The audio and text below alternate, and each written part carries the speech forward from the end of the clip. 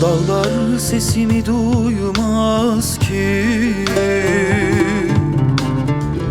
yollar derdimi bilmez ki.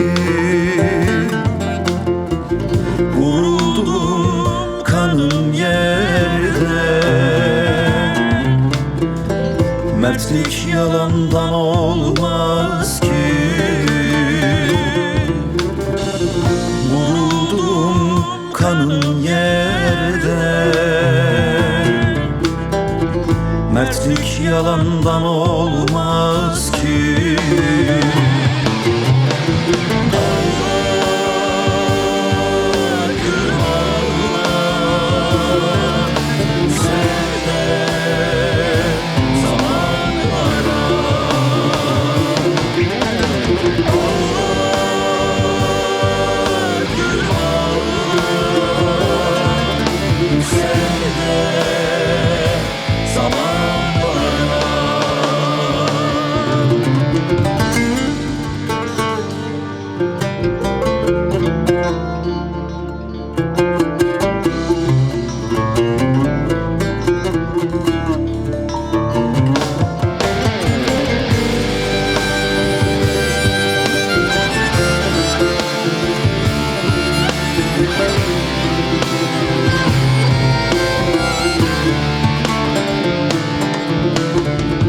Söylesem sesim duyulmaz,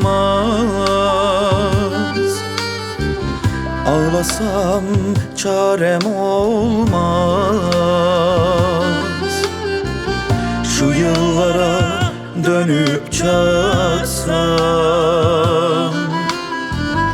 giden gün baştan olmaz. Şu yıllara dönüp çatsam,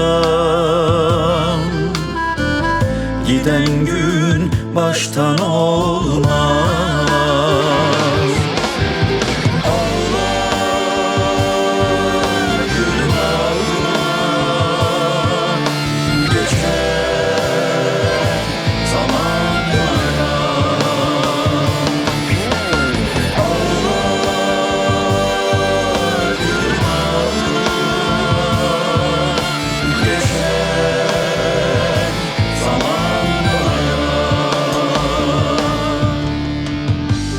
Martıların kanadında birer çocuktuk.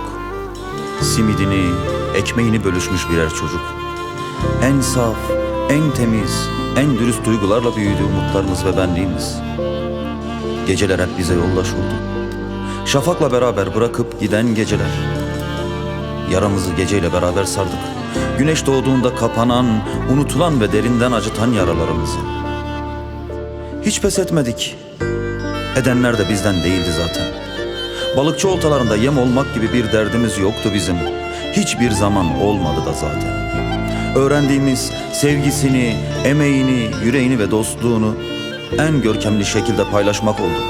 Acılar hep acıttı bizi. Mutluluk gökkuşağının dibinde durdu bizim için.